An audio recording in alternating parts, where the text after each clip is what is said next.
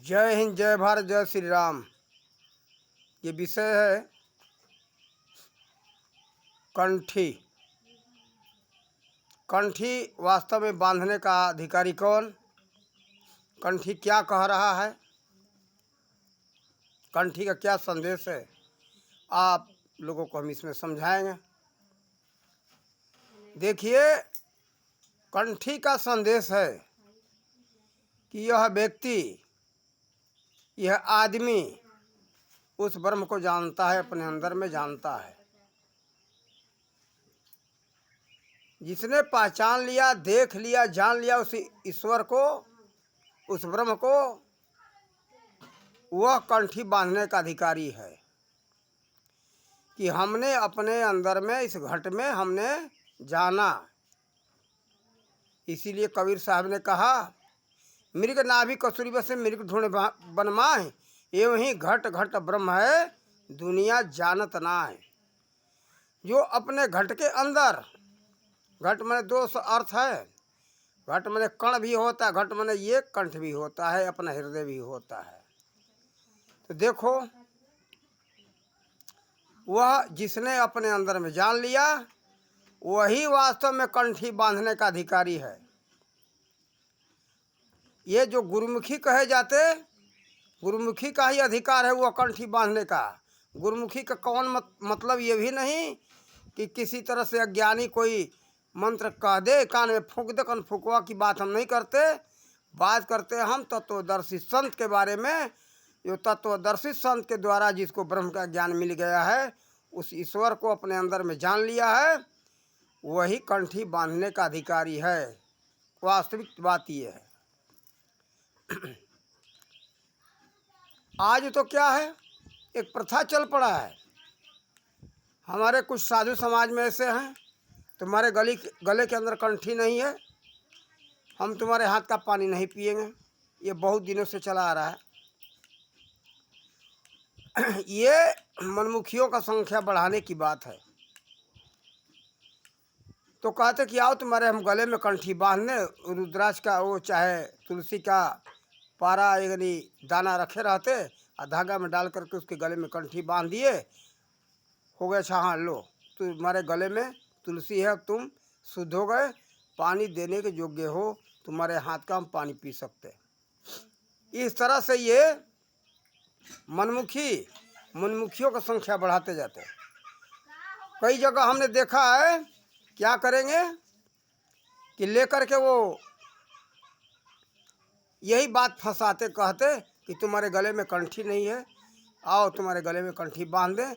और दान भी यहाँ तक कहता कि दान दिया हो भी तुम्हारा कोई भला नहीं होगा, तुम्हारा कोई तुमको लाभ नहीं मिलेगा।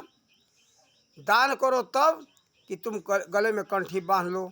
तीर्थ व्रत जप तब जो कुछ भी करोगे सब निष्फल जाएगा, इसलिए तुम कंठी बांध लो। ऐसे ऐसे भयभीत करके लोगों के गले में कंठी बांधते, और जिस दिन से कंठी बांध दिया उसका वो व्यक्ति जिसने कंठी बंधवाया, जिसने बांधा, वो गुरु बन गया, जो बंधवाया उसका चेला बन गया। ये अपने शिष्यों का परंपरा, शिष्यों का मंडली इस तरह से बढ़ाते झुंड। ये झुंड ये गुरुमुखी का नहीं है, ये मनमुखियों का झुंड है।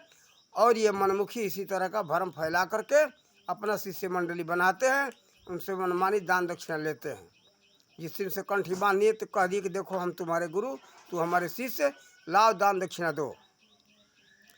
तो देखो, इस तरह से मनमुखियों का संख्या बढ़ता है।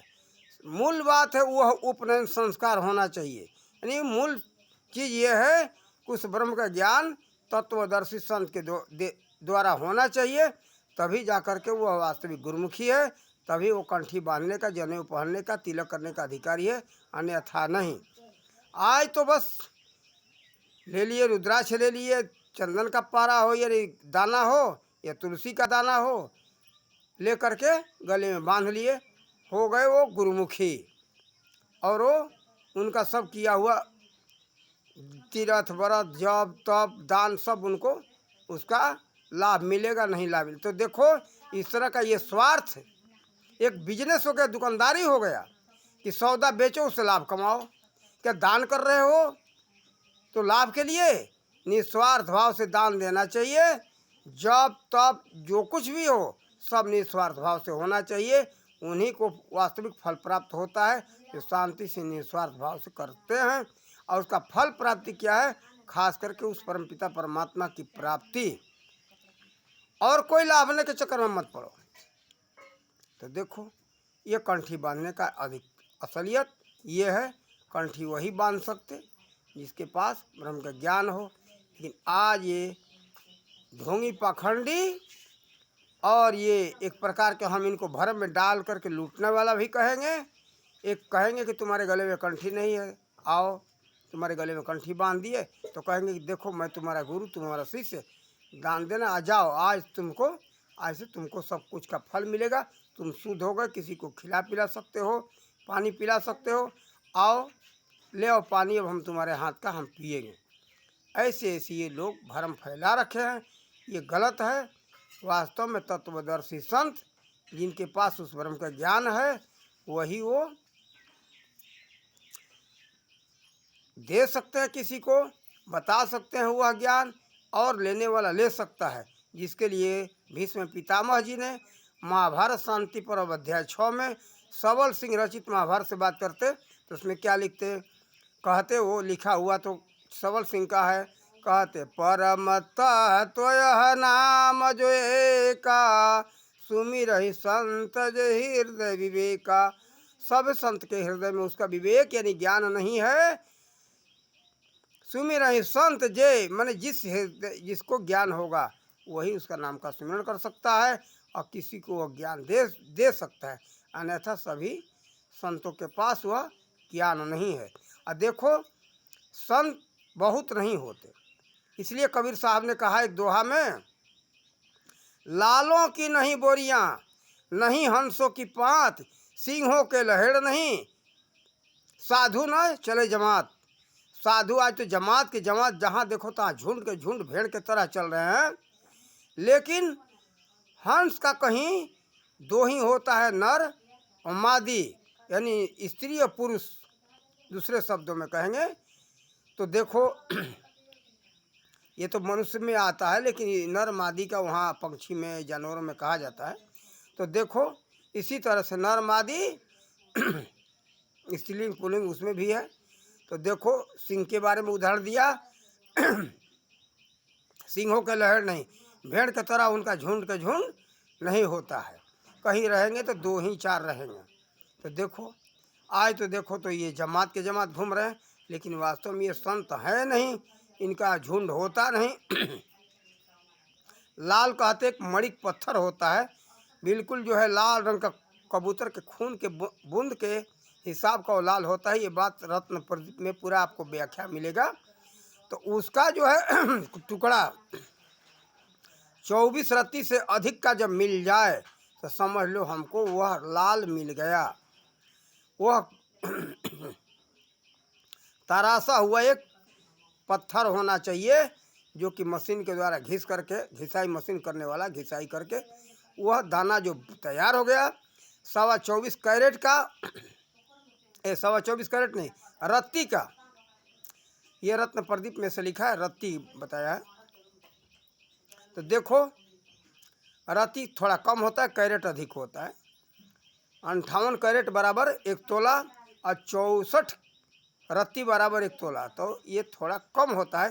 तो उस रत्ती से उदाहरण दिया है 24.25 मैंने 24 रत्ती से अधिक का हो जाए तो उसको लाल माना जाता है, कारण कि वह पत्थर बहुत छोटे छोटे कणों में मिलता है, बड़े कण में मिलता नहीं है, इसलिए वह उसका कीमती माना गया है। कारण कि ये जानते ही हो, जो संसार में जिस चीज़ का कमी होता है उसको लोग कीमत अधिक मानते। तो देखो ये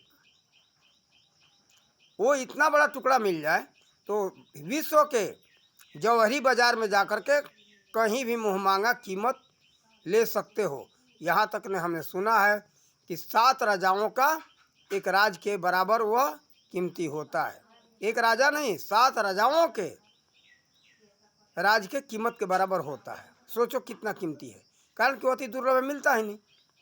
और सब रत्न है, बड़े बड़े टुकड़े पाए जाते हैं, जैसे हीरा हो, पाना हो, पुखराज हो, नीलम हो, ये सब बड़े बड़े पाए जाते हैं। उसको तोड़ करके ये घिसाई करने वाला जो कारीगर होते हैं उसको घिस करके पॉलिश करके बढ़िया वो चमकदार बनाते हैं। तो देखो ये रही कंठी की बात। तो देखो उसका ज्ञान किसी तत्वदर्शी संत से लेकर के कंठी बांधना चाहिए। जनेऊ के बारे में बताया, कंठी हो गया, तिलक हो गया। अब इस तरह के माला के बारे में हम बताएंगे और दूसरे वीडियो में। तो देखो ये वास्तविकता जानो, जानोगे तभी कल्याण हो सकता है। जैसे विद्यालय में जाते हो और नकली प्रमाण पत्र मिल गया तो वो प्रमाण पत्र कोई काम का नहीं है, असलियत आएगा, कहीं परीक्षा होगा तो उसमें ना पास हो जाओगे, पास नहीं हो सकते हो, यानी उत्तीर्ण नहीं हो सकते हो, अनुत्तीर्ण हो जाओगे। तो देखो उत्तीर्ण होने के लिए वास्तविक ज्ञान की आवश्यकता है। कहीं जाओ कोई परीक्षा लेगा तो उसमें परीक्षा में उत्तीर्ण हो सको, ऐसा विद्या जानो। ये नहीं कि ऊपर से हमारे पास तो सूचना पट हो गया, ये कंठी तिलक माला ये सब जो है एक सूचना पट है, ये व्यक्ति उस ब्रह्म को जानता है। तो ये गलत है, ये वास्तव में उचित नहीं है। नकली प्रमाण पत्र से काम नहीं होगा, उसी से कहीं जो है ये काम पड़ जाए, परीक्षा होने लगे तो उत्तीर्ण हो सकते हो, असलियत का ज्ञान होगा तब।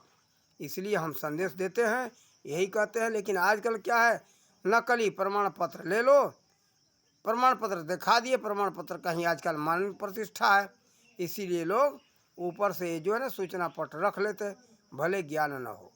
ये गलत बात है, उचित नहीं है, उससे आपका नैया पार नहीं लगेगा। और यहाँ वास्तविकता है आत्म कल्याण की बात। जब जानोगे तभी वास्तव में अपना कल्याण कर सकते हो, सुमिरन कर सकते हो, ध्यान कर सकते हो। न जाने बिना सुमिरन ध्यान नहीं हो सकता है। जीव के कल्याण के लिए ये सब ज्ञान है, ये ऊपर से दुनिया को दिखाने के लिए नहीं। लेकिन आजकल तो दुनिया के दिखाने के लिए हो गया। अब जैसे एक बात बताओ, कोई व्यक्ति भोजन न किया हो, उसका ओठ तो सूखा हुआ है और घर से निकलने लगे, उसके घर में घी है, थोड़ा सा क्या किया कि घी लगा लिया ओठ पर और मुंह पर घस करके निकल गया। लोग कहेंगे हाँ हाँ लगता है ये खाया हुआ भोजन किया है। अब भले पेट में चूहा कूद रहा हो, तो नकली ये चिकनाई से आपका पेट नहीं भरेगा। तो देखो असली जो असलियत जीवन का कल्याण के लिए, पेट भरने के लिए, वह ज्ञान, उचित ज्ञान आपको प्राप्त करना होगा, तभी जाकर के आपका आत्मा का कल्याण हो सकता है। आप बाहरी सूचना पट से कुछ नहीं। तो देखो हम ये समझाएं और वास्तविक ज्ञान लेकर के जान करके अपना कल्याण करो। इन्हीं शब्दों के साथ अपने वाणी का विराम देते। जय हिंद, जय भारत, जय श्री राम।